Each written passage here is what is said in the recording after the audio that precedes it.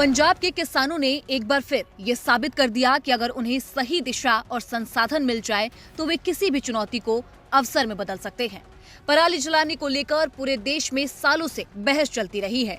अक्सर दिल्ली के प्रदूषण के लिए पंजाब और हरियाणा के किसानों को जिम्मेदार ठहराया जाता रहा है, लेकिन अब ये तस्वीर पूरी तरीके से बदल चुकी है। जी हाँ, और इस बदलाव को न सिर्फ आंकड़े साबित करते हैं बल्कि खुद वैज्ञानिक भी इसकी पुष्टि कर रहे हैं।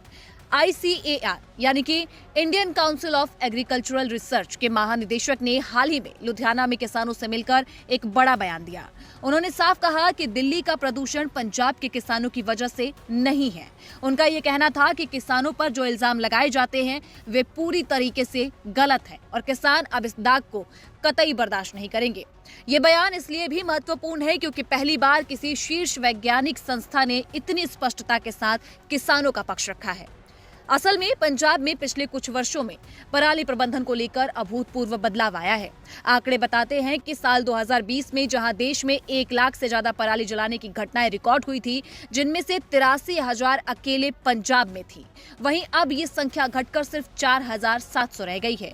यानी कि 95% से भी ज्यादा की कमी देखी गई, जो कि इतिहास में कभी नहीं देखी गई। ये कोई छोटी उपलब्धि नहीं है, ये एक सामाजिक आंदोलन जैसा परिवर्तन है जिसे किसानों ने मिलकर संभव बनाया है। इस बदलाव के पीछे कई संस्थाओं और सरकार की संयुक्त मेहनत रही है, जैसे कि पंजाब एग्रीकल्चर यूनिवर्सिटी और PAU के गढ़वासु यानी कि गुरु अंगद देव वेटनरी और एनिमल साइंस यूनिवर्सिटी। इसके अलावा कृषि विज्ञान केंद्र और पंजाब सरकार, इन सभी ने मिलकर किसानों के लिए लगातार ट्रेनिंग, नई तकनीकें और समाधान उपलब्ध कराए हैं। वैज्ञानिकों का ये कहना है कि अगर ये तालमेल न होता तो इतने बड़े स्तर का परिवर्तन संभव ही नहीं था।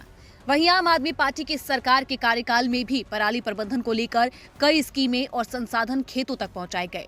किसानों को super seeder, happy seeder, straw management system और इन सीटू प्रबंधन तकनीकें उपलब्ध करवाई गई।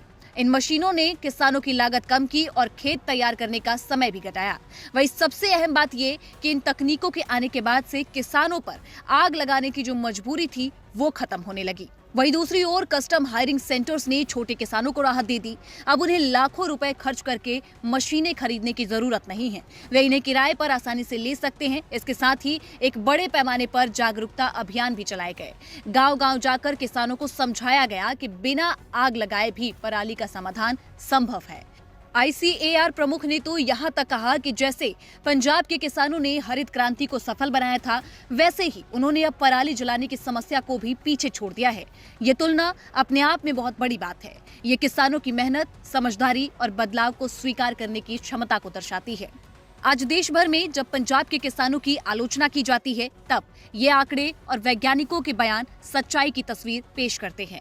किसानों के प्रयास से न सिर्फ पर्यावरण को राहत मिली है, बल्कि कृषि की आधुनिक तकनीकों को अपनाने की दिशा में भी पंजाब ने नेतृत्व दिखाया है। तो ये कहना गलत नहीं होगा कि ये बदलाव सिर्फ किसानों की जीत नहीं, ये पंजाब की मिट्टी, वैज्ञानिक संस्थाओं और सरकार के संयुक्त प्रयास का परिणाम है। अगर इसी मॉडल को देश भर में अपनाया जाए तो आने वाले वर्षों में पराली और प्रदूषण दोनों पर ही बड़े पैमाने पर नियंत्रण पाया जा सकता है। पंजाब के किसान ने एक बार फिर ये साबित कर दिया कि मेहनत, नवाचार और सहयोग के दम पर किसी भी चुनौती को मात दी जा सकती है। पंजाब के किसानों के लिए आप क्या कहना चाहेंगे, हमें कमेंट सेक्शन में जरूर बताइएगा।